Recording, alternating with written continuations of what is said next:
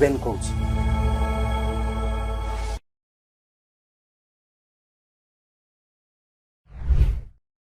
ନମସ୍କାର, ମୋ ନିଜର ୟୁଟ୍ୟୁବ ଚ୍ୟାନେଲକୁ ଆପଣଙ୍କୁ ସ୍ୱାଗତ କରୁଛି। ଆଜି ଏହି ଅଧ୍ୟାୟରେ ମୁଁ ଯଦି ଆପଣମାନଙ୍କୁ ପ୍ରଶ୍ନ କରିବି ଯେ ବର୍ତ୍ତମାନ ଭାରତବର୍ଷରେ ଯାହା ଆଇନ ଶୃଙ୍ଖଳାର ସ୍ଥିତି, ଲ ଆଣ୍ଡ ଅର୍ଡର, ଆପଣମାନେ ସୁରକ୍ଷିତ କି? ଏବଂ ସେକେଣ୍ଡ ଯଦି ପ୍ରଶ୍ନ ପଚାରିବି, ଆପଣମାନେ ମୁଁ ଭାବୁଛି ଆଉ ଟିକେ ଆଶ୍ଚର୍ଯ୍ୟ ହେଇଯିବେ ଯେ ସଡେନଲି ଏଇ ପ୍ରଶ୍ନ ମୁଁ କାହିଁ ପଚାରୁଛି। ଏବଂ ପ୍ରଶ୍ନ ହେଉଛି ଆପଣଙ୍କ ମାର୍ଡର ହେବାର, খুন ହେବାର ସମ୍ଭାବନା କେତେ? ମାନେ ଆପଣ ଟିକେ ଇଏ ହେଇଯିବେ ଯେ ମୁଁ କାହିଁ ପଚାରୁଛି। କିନ୍ତୁ ମୁଁ ଯଦି ଏଇ ପ୍ରଶ୍ନ ଆପଣମାନଙ୍କୁ ପଚାରିବି, ମୋର ଧାରଣା ବର୍ତ୍ତମାନ ସ୍ଥିତି ଆମର ଯାହା ଜାନା ମାନେ ଧାରଣା, ଅଧିକାଂଶ ଲୋକ କହିବେ ନା ନା ଏବେ ସ୍ଥିତି ବହୁତ ଖରାପ, ତ ମାର୍ଡର ହେବାର, খুন ହେବାର ସମ୍ଭାବନା ବି ଅଧିକ। କିନ୍ତୁ ସତରେ କି ସେୟା? ମୁଁ ଆଜି ଏଇ ଅଧ୍ୟାୟରେ ଡେଟା ଦେଇକିରି, ସଂଖ୍ୟା ଦେଇକିରି, ଷ୍ଟାଟିଷ୍ଟିକ୍ସ ଦେଇକିରି କିଛି ମାନେ ଭୁଲ ଧାରଣା ଆମର ଅଛି, ସେ ସବୁ ଧାରଣାକୁ ଭୁଲ ପ୍ରମାଣ କରିବି। କାହିଁ data speaks, numbers tell their own story. এবং ଆମେ ଭାରତବର୍ଷରେ ରହୁଛି, ଆମେ ସମସ୍ତେ ଭାରତବାସୀ। ଆମର ଭାରତବର୍ଷ ସମ୍ବନ୍ଧে ଆମର ବହୁତ କିଛି ଭୁଲ ଧାରଣା ଅଛି, ପାରସେପସନ ଭୁଲ। সেই বিষୟରେ ଆସୁଛି ଏବଂ সেই বিষୟରେ କଥା ହେବି। ତ ଆରମ୍ଭ କରୁଛି। କାହିଁକି ଏଇ ସଡେନଲି ଏଇ ଲୋକର ଭୁଲ ଧାରଣା ଭୁଲ ପ୍ରମାଣ କରିବାକୁ ଟ୍ରାଇ କରୁଛି ମୁଁ ଆଜି ଏଇ ଅଧ୍ୟାୟରେ? ତାର ଗୋଟେ କାରଣ ଅଛି। ଆପଣମାନେ ଜାଣିଥିବେ ଟାଇମ୍ସ ଅଫ ଇଣ୍ଡିଆ ଗୋଟେ ଭାରତବର୍ଷର ସବୁଠୁ ବଡ଼ ପେପର, ନ୍ୟୁଜ ପେପର, ମାନେ ବହୁତ ବଡ଼ ପେପର। ମାନେ ମୁଁ କହୁନି ଭଲ ପେପର କି ଖରାପ ପେପର, କିନ୍ତୁ ଦ largest news paper in India. ଏବଂ সেই টাইমস অফ ইন্ডিয়ার ম্যানেজিং এডিটর, মানে ବହୁତ ବଡ଼ ଏଡିଟର ରୋହିତ ସାରାନ, ଜଣାଶୁଣା ସାମ୍ବାଦିକ, ସେ ଗୋଟେ ବଢିଆ ବହିଟା ଲେଖିଛନ୍ତି। ଏଇ ବହି 100 ways to see India, stats, stories and surprises। ସେ କ'ଣ କରିଛନ୍ତି ରୋହିତ ସାରାନ? ସେ এই বইটারে 100 ডেটা পয়েন্টস, মানে বিভিন্ন বিষয়ের, ইকোনমি, পপুলেশন, ল্যাঙ্গুয়েজ, এমপ্লয়মেন্ট, বিভিন্ন বিষয়ের কিছু মানে তথ্য, ডেটা কালেক্ট করেছেন এবং বিভিন্ন সূত্রটু ডেটা কালেক্ট করেছে। কিন্তু অধিকাংশ হচ্ছে গভর্নমেন্টর ডেটা। এবং গভর্নমেন্টর ডেটা ଦେଇକିରି ସେ ସବୁ ମାନେ ଆମକୁ ଚକିତ କରୁଛି। ମାନେ this ডেটাস we normally we don't know, ଆମେ ଜାଣିନୁ। এবং ল অ্যান্ড অর্ডর উপরে ବି ଅଛି, এডুকেশন উপরে ଅଛି, ୟୁପିଏସସି ଏକ୍ସାମ উপরে ଅଛି, তো ସବୁ বিষୟରେ ଅଛି। এবং এই 100টা ডেটা পয়েন্ট ଦେଇକିରି ସେ ଭାରତବର୍ଷର আসল স্থিতি କ'ଣ সেই বিষୟରେ এই বইରେ উল্লেখ ଅଛି। এবং তার ভিতরে ମୁଁ ତ ସବୁ 100 ডেটা পয়েন্টস তো উঠেইবিନି, টাইম হবনি।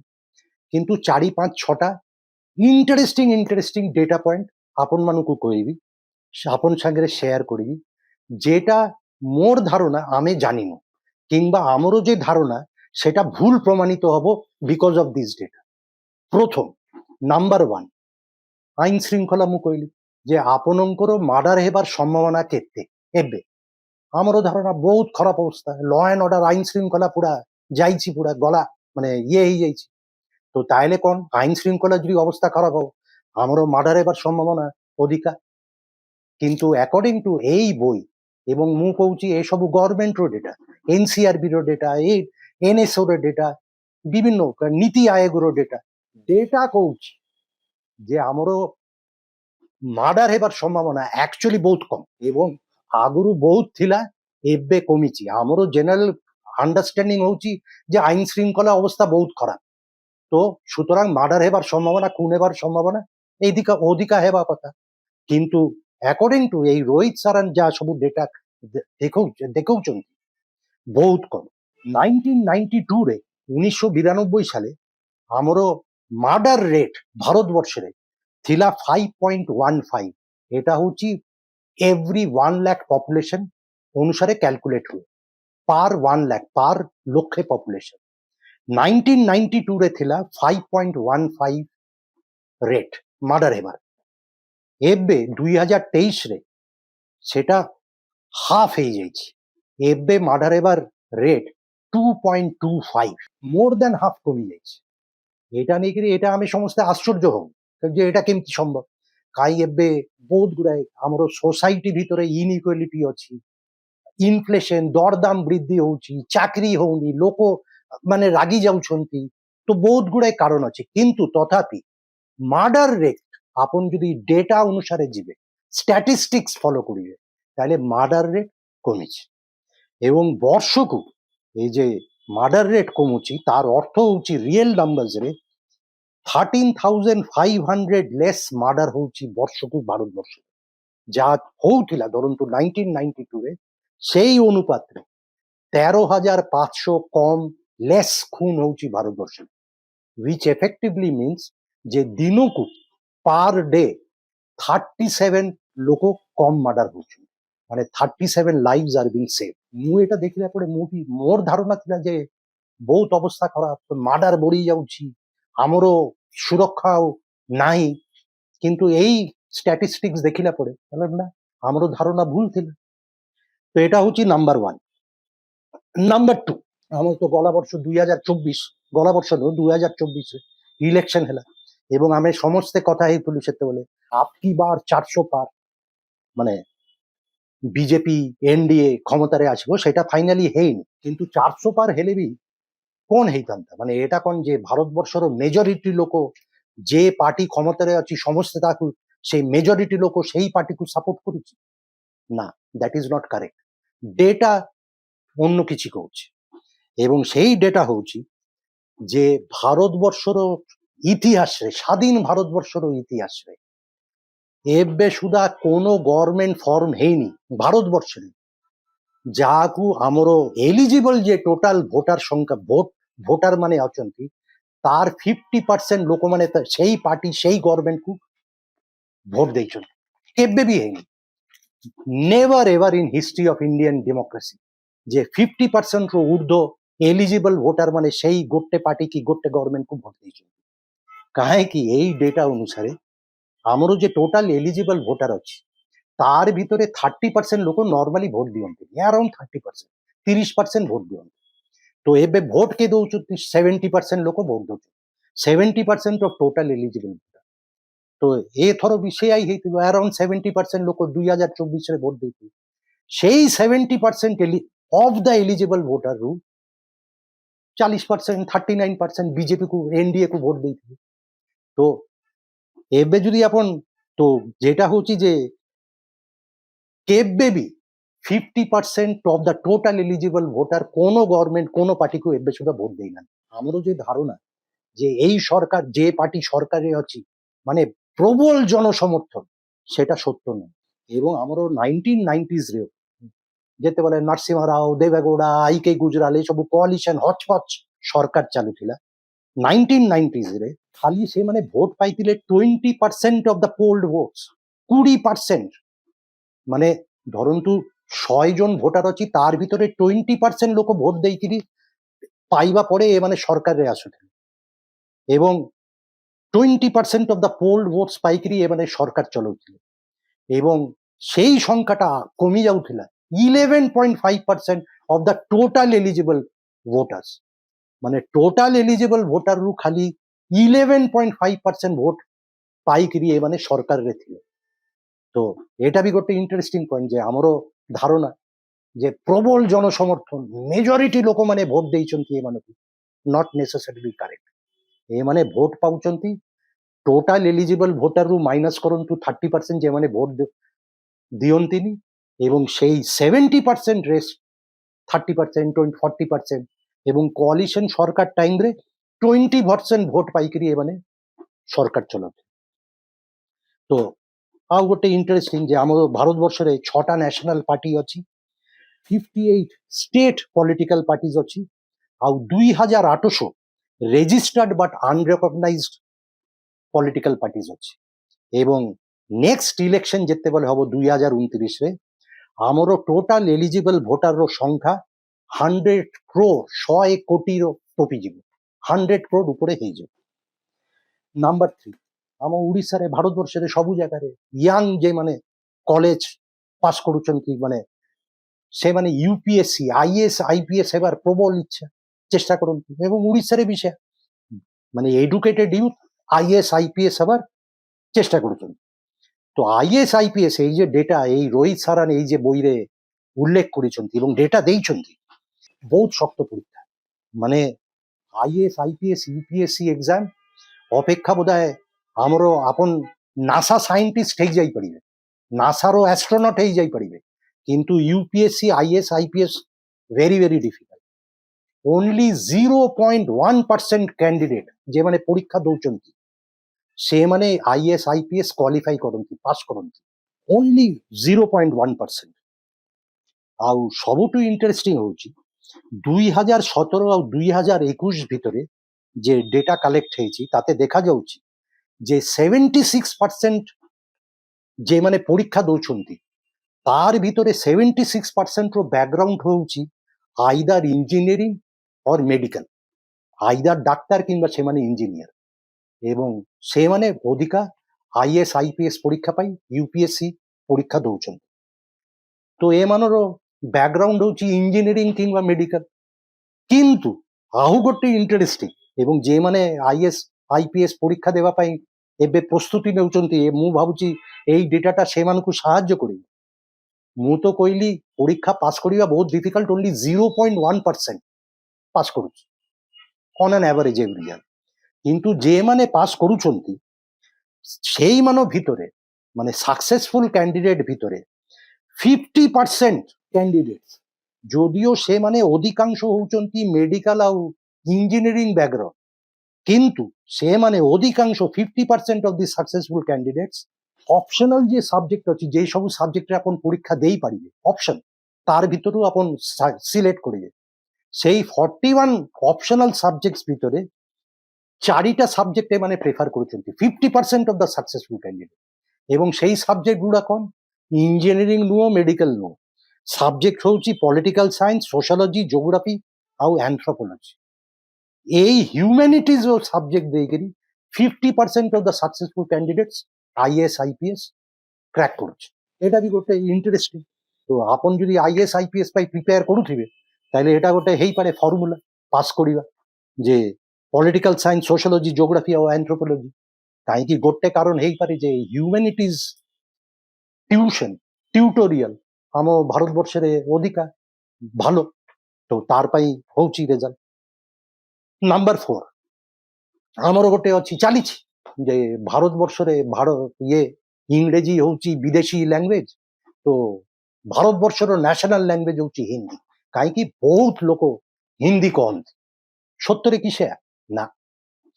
ହିନ୍ଦୀ ଆମର ଭାରତବର୍ଷର ପପୁଲେସନ ଏବେ 140 crores, 140 কোটি কি 150 কোটি পপুলেশন, তার ভিতরে হিন্দি কହୁଛନ୍ତି খালি 52.8 crore, 52.8 কোটি লোক হিন্দি କହୁଛନ୍ତି। কিন্তু সত্যরে কোন ସେମାନେ ହିନ୍ଦୀ କହୁଛନ୍ତି ନା? କାହିଁକି ଆମର ଭାରତବର୍ଷରେ ମାଦର ଲାଙ୍ଗୁଏଜ ମାନେ ମାତୃଭାଷା ବହୁତ ହଜାରେ ହଜାରେ ଥିଲା। ଇଭେନ୍ 2011ରେ ଯେତେବେଳେ ଲାଷ୍ଟ ସେନ୍ସସ୍ ହେଇଥିଲା ସେତେବେଳେ ଆମର ଭାରତବର୍ଷରେ ମାତୃଭାଷାର ସଂଖ୍ୟା ଥିଲା 19,569, 19,569 ମାତୃଭାଷା। তো ଏତେ ଗୁଡା ମାତୃଭାଷା তো ଅନମ୍ୟାନେଜେବଲ, ମାନେ ଟ୍ରାକ୍ ମାନେ ডিফিকাল্ট টু ট্র্যাক। তো গভর্নমেন্ট কোন করেছিল তারপরে সেই সব মাতৃভাষাକୁ ଗୋଟେ ଗୋଟେ ମାତୃଭାଷାର আন্ডারে 100, 200, 500 ক্লাব କରିଲେ, ଗ୍ରୁପିଂ କରିଲେ। তো ହିନ୍ଦୀ ଆଣ୍ଡରରେ ବି ଏମିତି ମାନେ ଆଉ ବହୁତ ଗୁଡାଏ ଭାଷା ମାତୃଭାଷାକୁ କ୍ଲାବ କରିକି କହିଲେ ଯେ ଏଟା ହଉଛି ହିନ୍ଦୀ ଆଣ୍ଡରରେ ଏତେ, ମାନେ just to reduce the number. 19,000 ଥିଲା সেটাକୁ କରାହେଲା 121টা অফিসিয়াল ল্যাঙ্গুয়েজেস। গভর্নমেন্ট ডিসাইড করলে যে এই 121 ভিতরে ବହୁତ ଗୁଡା ল্যাঙ্গুয়েজ ଗୋଟେ ଗୋଟେ ল্যাঙ্গুয়েজ আন্ডারে ଆଉ ବହୁତ ଗୁଡାଏ ମାତୃଭାଷା। ତ ଏଇ ଯେ ହିନ୍ଦୀ 52.8 କୋଟି ଲୋକ ହିନ୍ଦୀ କହୁଛନ୍ତି, ଆମେ ଗଭର୍ନମେଣ୍ଟ କହୁଛି ଯେ ଏମାନେ ହିନ୍ଦୀ କହୁଛନ୍ତି, আসলে এই 52.8 কোটি ভিতরে 40% লোক ସେମାନେ ଆକ୍ଚୁଆଲି ହିନ୍ଦୀ କହୁନାହାନ୍ତି। ସେମାନେ কোন କହୁଛନ୍ତି? ଏକ୍ସାମ୍ପଲ ଆୱାଧୀ, ଭୋଜପୁରୀ, ରାଜସ୍ଥାନୀ, ହରିୟାନवी, ସେମାନେ ଏଇ ସବୁ ଭାଷାରେ କଥା। ହରିୟାନवी, ଆୱାଧୀ, ଭୋଜପୁରୀ ଏ ସବୁ ହଉଛି ସେମାନର আসল ভাষা, মাতৃভাষা। কিন্তু গভর্নমেন্ট ডেফিনেশন রে ଏବେ ହେଇଯାଇଛି ଏମାନେ ହିନ୍ଦୀ କହୁଛନ୍ତି। তো ହିନ୍ଦୀ ଯେ ବହୁତ ପପୁଲାର, ବହୁତ ଲୋକେ କହୁଛନ୍ତି, ଇଟ୍ ଇଜ ନଟ୍ କରେକ୍ଟ। ତ ଏବେ ଯଦି କିଏ କହିବ ଯେ ନା ହିନ୍ଦୀ ଆମର ଭାରତବର୍ଷର ଅଫିସିଆଲ ଲାଙ୍ଗୁଏଜ ହେବା କଥା, ଦେନ୍ ଦ୍ୟାଟ୍ ଇଜ ନଟ୍ କରେକ୍ଟ। କାହିଁ ଭୋଜପୁରୀ ଫର ଏକ୍ସାମ୍ପଲ, ଏଇ ଯେ যেମାନେ ହିନ୍ଦୀ କହୁଛନ୍ତି, ମାନେ ଗଭର୍ଣ୍ଣମେଣ୍ଟ ଡେଫିନେସନ ଅନୁସାରେ ଏ ହଉଛି ହିନ୍ଦୀ ସ୍ପିକିଂ, ତାର ଭିତରେ 9.6% ଲୋକ ଆକ୍ଚୁଆଲି ଭୋଜପୁରୀ କହୁଛନ୍ତି। ଆଉ ତା ଛଡା there are 56 other languages, ମାତୃଭାଷା 56 ମାତୃଭାଷା, যেটাକୁ ଗଭର୍ଣ୍ଣମେଣ୍ଟ ଡେଫିନେସନରେ କୁହାହଉଛି ଏମାନେ ହିନ୍ଦୀ ଭାଷା। କିନ୍ତୁ ତାର ଭିତରେ ମୁଁ କହିଲି ଭୋଜପୁରୀ, ଆୱାଧୀ, ଆରିୟାନୀ, ରାଜସ୍ଥାନୀ ଏସବୁ ଅଛି। ତାହେଲେ ହିନ୍ଦୀ କଣ ସତରେ ଏତେ ପପୁଲାର? ଡେଟା କହୁଛି ନା ଏତେ ନୁହଁ। নাম্বার 5, ভারতবর্ষরে how to be rich in India, আপন যে ধনী সেটা এই ভারতবর্ষ, বর্তমান ভারতবর্ষরে কেমতি ডিফাইন ହୁଏ, মানে ইন্টারেস্টিং। মানে ଏବେ তো ଟଙ୍କାର কোনো মূল্য নাই, কিন্তু গভর্নমেন্ট ডেফিনেশন অনুসারে আপন যদি আপনর আয় যদি 25,000 টঙ্কা মান্থলি আয়, 25,000 টঙ্কা কি তার ঊর্ধ্ব হব, তাহলে আপন ভারতবর্ষর টপ 10 ধনী লোক ভিতরে কনসিডার্ড হেবে। আপনকে ধরে নিয়ে যাব যে আপন হচ্ছেন ধনী, rich 10% of the richest Indian, 25,000 and above per month যদি আপনর রোজগার, মানে 25,000 টঙ্কার অ্যাকচুয়ালি কোনো মূল্য নাই। কিন্তু ভারতবর্ষের রোজগার অবস্থা এতে খারাপ, 50% অফ ওয়ার্কিং ইন্ডিয়ান, মানে ভারতবর্ষের যে মানে কাম করছেন তার 50% লোক সেমানের মাসিক আয় 13,000 টঙ্কারও কম, 13,000 and less, 50%। ଆଉ ଏବେ ଟଙ୍କାର ତ ଭ୍ୟାଲ୍ୟୁ ନାହିଁ। ତ ଏଇ ବହିରେ ଗୋଟେ ଇଣ୍ଟରେଷ୍ଟିଂ ଡେଟା ଅଛି, ଏମିତି ବହୁତ ଗୁଡାଏ ଅଛି, ଇକୋନୋମି ନେଇକିରି ଅଛି, ଫାଇନାନ୍ସ ନେଇକିରି ଅଛି, ଲାଙ୍ଗୁଏଜ ନେଇକିରି ଅଛି, ଲ ଆଣ୍ଡ ଅର୍ଡର ନେଇକିରି ଅଛି, ସ୍ପୋର୍ଟସ ନେଇକିରି ଅଛି, ସବୁ ଅଛି। ତାର ଭିତରେ ମୁଁ କିଛି ସିଲେକ୍ଟ କରୁଛି। ତ ଧରନ୍ତୁ ଏଇ ଯେ ଟଙ୍କାର ଭ୍ୟାଲ୍ୟୁ ନାହିଁ, ତ ଗୋଟେ ଛୁଆ ଜନ୍ମ ନେଲା ଏବଂ ଗୋଟେ ମିଡଲ କ୍ଲାସ ପରିବାରରେ ଭାରତବର୍ଷে wherever it is, তো ଛୁଆ ଜନ୍ମ ନେବା ଏବଂ କଲେଜ ପାସ୍ କରିବା ଭିତରେ ଆପଣଙ୍କ କେତେ ଟଙ୍କା ଖର୍ଚ୍ଚା ହୁଏ ଜାଣିଛନ୍ତି? ମାନେ ଆଭରେଜରେ ଖର୍ଚ୍ଚା ହଉଛି 74.3 lakhs। মানে ଗୋଟେ ଛୁଆ ଜନ୍ମ ନେଲା ଏବଂ ତାরপরে সে কলেজ পাস করিব, মানে তার এডুকেশন কমপ্লিট ହେଲା, বাপা মার অ্যাভারেজ খরচা হচ্ছে 74.3 lakhs। এবং তার ভিতরে যদি আপন ইনফ্লেশন অ্যাড করিবে at the rate of 3%, কাই টঙ্কার ভ্যালুয়েশন কমি কমি যাচ্ছে, তাহলে তার অ্যাকচুয়াল টার্মসরে গোটে ছুয়ার জন্ম নেবা এবং কলেজ পাঠ সরিবা পর্যন্ত পরিবারর ফ্যামিলি পেরেন্টসর খরচা হব রুপিজ 1.16 crore, কোটি 16 লক্ষ টঙ্কা। মানে এতে এক্সপেন্সিভ করা যাবে, কিন্তু এতে খরচা। কিন্তু সরকার চালুছে, এবং সরকার চালিবারে নাম্বার 6 ইনকাম ট্যাক্স। আমি যে মানে অল্প যা আমি রোজগার করুছি আমাকে প্রবল ট্যাক্স দেওয়া পড়ুছি, এবং সরকার চালুছি ট্যাক্স পয়সারে, মানে এই যে পাবলিক অ্যামিনিটিজ, হাসপাতাল, রাস্তা, তার বহুত কম্পোনেন্ট হচ্ছে ইনকাম ট্যাক্স রুট, সরকার যে রেভিনিউ ইনকাম হচ্ছে। কিন্তু ভারতবর্ষের এখন জানিছেন যে খালি 3% লোক, 3% লোক ইনকাম ট্যাক্স দৌঁছেন, ଆଉ ଅନ୍ୟମାନେ ট্যাক্স ଦଉନାହାନ୍ତି। କିନ୍ତୁ ଯେମାନେ ট্যাক্স ଦଉଛନ୍ତି, ମାନେ ପାର୍ଟିକୁଲାରଲି ସାଲାରିଡ୍ କ୍ଲାସ୍, ସେମାନେ ବହୁତ ଅଖୁସି ଯେ କଣ ଏଇ ବାଜେଟରେ ବି ট্যাক্স কোন ନୂଆ ଇନକମ ট্যাক্স রিবেট আনাউন্স ঘোষণা ହେଇନି, ତ ট্যাক্স ଦେବା ପଡିବ, ବହୁତ ট্যাক্স, ବହୁତ ଟଙ୍କା। ଆପଣ 100 ଟଙ୍କା ରୋଜଗାର କରୁଛନ୍ତି, 30 ଟଙ୍କା ଗଭର୍ଣ୍ଣମେଣ୍ଟ ନେଇଯାଉଛି, ତାର ଏଗେନ୍ଷ୍ଟରେ ଆମେ কোন ପାବ୍ଲିକ ଆମିନିଟିଜ, ପାବ୍ଲିକ ସର୍ଭିସେସ୍ ବି ପାଉନି। କିନ୍ତୁ ତାହେଲେ ଇନକମ ট্যাক্স ଲୋକମାନଙ୍କୁ সরকার এতে সিরিয়াসলি নৌনাহাନ୍ତି কাହିଁକି? କାହିଁକି সংখ্যা এমানর বহুত কম। তো সুতরাং মানে ভোট ব্যাংক হিসাবে দে আর ইনসিগনিফিকেন্ট, এমানর কোনো ভ্যালু নাই। ভারতবর্ষের যে মানে ট্যাক্স রিটার্ন ফাইল করুছেন সে সংখ্যা হচ্ছে পপুলেশনর, ভারতবর্ষের পপুলেশনর ওনলি 7.1%। এମାନେ ଖାଲି ট্যাক্স ফাইল করুছেন রিটার্ন, ଆଉ ଆକ୍ଚୁଆଲ ট্যাক্স ଦଉଛନ୍ତି সেই সংখ্যা হচ্ছে পপুলেশনর 2.8%। তো 2.8% লোক নারাজ, রাগিকিরি অଛନ୍ତି, আপসেট সরকার এগেনস্টরে, যে না সরকার ଆମ ପାଇଁ କିଛି କରୁନି। কোন যায় আসে? କିଛି যায় আসে। whereas ଆମର farmers ସେମାନଙ୍କୁ tax ସେମାନଙ୍କ ପାଇଁ tax ନାହିଁ। ଠିକ ଅଛି, ଚାଷୀ ମାନେ ଛୋଟ ଛୋଟ ମାର୍ଜିନାଲ ସ୍ମଲ ଫାର୍ମର କାହିଁକି tax ଦେବେ? କିନ୍ତୁ ସାଇଡ ବାଇ ସାଇଡ ଡେଟା ଦେଖଉଛି ଯେ ଯେତେ ଚାଷୀ ଅଛି ତାର ଭିତରେ 7% ମାନେ ପ୍ରାୟ 50 ଲକ୍ଷ ফার্মার ଚାଷୀ ଅଛନ୍ତି ହାଉସ ହୋଲ୍ଡ যেମାନର ଆୟ ବର୍ଷକୁ 25 ଲକ୍ଷ ଟଙ୍କା ଉପରେ, କିନ୍ତୁ ସେମାନେ ବି ট্যাক্স ଦଉନାହାନ୍ତି। 7% 50 ଲକ୍ଷ ଚାଷୀ ପରିବାର যেମାନର ଆୟ ବର୍ଷକୁ 25.15 লাখ ঊর্ধ্ব ବର୍ଷକୁ, এবং এই রিচ ফার্মার ভিতরে 29% ରିଚ୍ ଫାର୍ମର ପାଖରେ ଗାଡି ବି ଅଛି, କିନ୍ତୁ ଏମାନେ ଟ୍ୟାକ୍ସ ଦଉନାହାନ୍ତି, ଟ୍ୟାକ୍ସ ଆଉଟରୁ ବାହାରେ।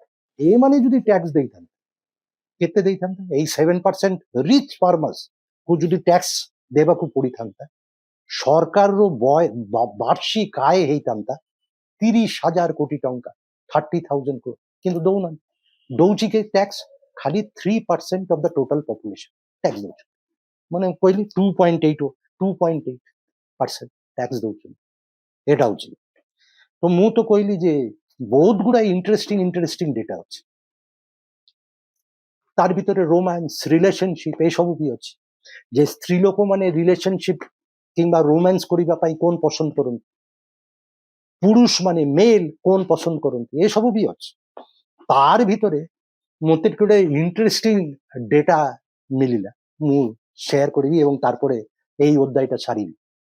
সেটা হচ্ছে যে ଆମର যেମାନେ পুরুষ, এটা হচ্ছে according to this data proves, data প্রমাণ କରୁଛି যে পুরুষ ମାନର ବୟସ ଯାହା ବି হোক ନା କାହିଁକି 50-60, ସେମାନେ ଯେତେବେଳେ ରୋମାନ୍ସ କିମ୍ବା ରିଲେସନସିପ ଏଷ୍ଟାବ୍ଲିଶ କରିବାକୁ ଟ୍ରାଏ କରନ୍ତି, ସେମାନର ପସନ୍ଦ ହଉଛି ୟଙ୍ଗ ଲେଡି, ଝିଅ ମାନେ 20-30 ତାର ଭିତରେ, ମାନେ ଆମର ବୟସ 60-70, কিন্তু যদি রিলেশনশিপ କରିବାକୁ হব ଆମର পছন্দ হচ্ছে ୟଙ୍ଗ স্ত্রী লোক, ୟଙ୍ଗ মানে লেডিস। তো সেই রিলেশন ইয়েরে কন্টেক্সটে এই রোহিত সারানর বইরে দুইটা ইন্টারেস্টিং জিনিস আছে, যে আমার শাহরুখ খান, আমি সমস্ত জানি শাহরুখ খান প্রথম তার ডেবিউ করেছিলেন গোটে টেলিভিশন ফৌজি বলিকি 1988 রে তার টেলিভিশনে ডেবিউ, তারপরে সে বম্বে আসলে, তারপরে হি মেড হিস্ট্রি। সেତେବେଳେ শাহরুখ খানর বয়স ଥିଲା 22 ବର୍ଷ 1988, ঠিক আছে। তারপরে সে বিভিন্ন হিরোইন সাଙ୍ଗରେ কাম କରିଛନ୍ତି এবং শাহরুখ খানর বয়স বড়ি বড়ি যাଉଛି, ଏବେ তার বয়স বোধহয় 60 କି 65 ହେଇଥିବ। କ୍ୟାଟ୍ରିନା କାଇଫ ତାର ହିରୋଇନ ଥିଲେ, କଣ ଜବ ତକ ହି ଜାନ ନା କଣ। শাহরুখ খান যেତେବେଳେ ডেবিউ করেছিল 1988 রে, সেତେବେଳେ ক্যাটরিনা কাইফর বয়স ଥିଲା 5 ବର୍ଷ, 5 years old। দীপিকা পাডুকোন, সে যে গোটে ফোন ଥିଲା ওম শান্তি ওম, শাহরুখ খান সাଙ୍ଗରେ, দীপিকা পাডুকোন শাহরুখ খানর হিରୋଇନ ହେଲେ। দীপিকা যেତେବେଳେ শাহরুখ খান 1988 ରେ ଡେବ୍ୟୁ କରିଥିଲେ, ଦୀପିକା ପାଡୁକୋନର ବୟସ ଥିଲା 2 ବର୍ଷ। ଅନୁଷ୍କା ଶର୍ମା, এই যে গোটে শাহরুখ খান সাଙ୍ଗରେ বই କରିଥିଲେ, কোন মোর নাটা মনে পড়ুনি ଏବେ, হ্যাঁ। 1988 অনুষ্কা শর্মা জন্ম ହେଇଥିଲା 1988, মানে ভাবନ୍ତୁ শাহরুখ খানର বয়স বড়ি বড়ি ଯାଉଛି, শাহরুখ ଖାନର, তার হিରୋଇନ ମାନେ ଯେତେ, ମାନେ 2 ବର୍ଷ 5 ବର୍ଷ ସେ ଯେତେବେଳେ ଏଣ୍ଟ୍ରି କରିଥିଲେ। ସେମିତି ଆଉ ଜଣେ ଅଛି south Indian superstar Rajinikanth. Rajinikanth debut କରିଥିଲେ 1975 ରେ, তার সেତେବେଳେ বয়স ଥିଲା 24। সে ବି তার হিରୋଇନ ସାଙ୍ଗରେ ବହୁତ, ঐশ্বরিয়া রায় 1975 ରେ ঐশ্বরিয়া রায় ରଜନୀକାନ୍ତ ସାଙ୍ଗରେ ସିନେମା କରିଥିଲେ ରୋବୋଟ। ঐশ্বরিয়া রায়ର 1975 ରେ ବୟସ ଥିଲା 1। ଦୀପିକା ପାଡୁକୋନ ବି কোন ରଜନୀକାନ୍ତ ସାଙ୍ଗରେ ସିନେମା କରିଛନ୍ତି। ଦୀପିକା ପାଡୁକୋନ 1975, তার 11 ବର୍ଷ ପରେ তার জন্ম হয়েছিল দীপিকা পাডুকোন। সোনাক্ষী সিনহা সাଙ୍ଗରେ ବି ରଜନୀକାନ୍ତ ସିନେମା କରିଛନ୍ତି। সোনাক্ষী ସିନହା ଜନ୍ମ ନେଇଥିଲେ 12 ବର୍ଷ ପରେ ରଜନୀକାନ୍ତ ଡେବ୍ୟୁ କଲେ। ମୁଁ କହିଲି ଯେ ପୁରୁଷ ମାନର ବୟସ ବଢି ବଢି ଯାଉଛି, ଆଉ ରୋମାଣ୍ଟିକ ପାର୍ଟନର ତାର ବୟସ 20-25, তো ଏତେ ଗୋଟେ ଗ୍ୟାପ। তো এই বইটা ମୁଁ ଭାବିଲି ଗୋଟେ ବଢିଆ ଇଣ୍ଟରେଷ୍ଟିଂ, କାହିଁ ଆମର ଯେ ସବୁ ପରସେପସନ ନର୍ମାଲ ପରସେପସନ ଅଛି ତାର ଅଧା ଭୁଲ, ଅଧା ହଉଛି ରଙ୍ଗ ପରସେପସନ। 100 ways to see India, data, statistics and numbers cannot go wrong, ଆଉ ସବୁ ଅଫିସିଆଲ ଡେଟା ଅଧିକାଂଶ। ତ ଭେରି ଇଣ୍ଟରେଷ୍ଟିଂ ବୁକ୍। ତ ମୁଁ ଭାବିଲି ଏଇ ବହିଟା ଦେଖିଲା ପରେ ହାର୍ପାର କଲିନ୍ସ ପବ୍ଲିଶ କରିଛି, ତ ମୁଁ ଭାବିଲି ଯେ ଏଇଟା ତ ଇଣ୍ଟରେଷ୍ଟିଂ, ଆପଣମାନେ ସାଙ୍ଗରେ ଏଇ ଡେଟା ପଏଣ୍ଟ କିଛି ସେୟାର କରିବି, ତ ଆମର କିଛି ମିସକନସେପସନ ଇଏ ହେଇଯିବ, ସଲ୍ଭ ହେଇଯିବ, ଆମର ଭୁଲ ଧାରଣା। ମତେ ବଢିଆ ଲାଗିଲା ଏଇ ବହିଟା ପଢିଲା ପରେ। ମତେ ଫାଇନାଲ ଟେକ୍ଆୱେ ହଉଛି ମତେ ଟିକେ ସୁରକ୍ଷିତ ମୁଁ ଫିଲ୍ କରୁଛି ଯେ ମୁଁ ନା ନା ମୋର ଏତେ ଖରାପ ନୁହଁ, ଯାହା ବି ଆଇନ ଶୃଙ୍ଖଳା ଯାହା ବି ହଉ ଆମର ସୁରକ୍ଷା ଅଛି ଏବଂ ଆମର ମାର୍ଡର ହେବାର ସମ୍ଭାବନା 2.25% କମ୍। ଆଗରୁ ଯାହା ଥିଲା ତାର ଅପେକ୍ଷା ଆମେ ଅଧିକା ସୁରକ୍ଷିତ। ଦ୍ୟାଟ୍ ଇଜ ଇଟ୍। ଆଜି ପାଇଁ ଏତିକି, ପୁଣି କଥା ହେବି ଆଗାମୀ ଅଧ୍ୟାୟରେ। ମୋର ଏଇ ୟୁଟ୍ୟୁବ ଚ୍ୟାନେଲ ମୁଁ ରୁବେନ କହୁଛି, ସେୟାର କରନ୍ତୁ, ସବସ୍କ୍ରାଇବ କରନ୍ତୁ, କମେଣ୍ଟ ସେକ୍ସନରେ କମେଣ୍ଟସ ଦିଅନ୍ତୁ, ଆଉ ବେଲ୍ ଆଇକନ୍ ପ୍ରେସ୍ କରନ୍ତୁ। ମୁଁ ଯେତେବେଳେ ଭିଡ଼ିଓ ଅପଲୋଡ କରିବି ଆପଣମାନେ ଅଟୋମେଟିକଲି ନୋଟିଫିକେସନ ପାଇଯିବେ। খুব জলদি দেখা হবে। নমস্কার।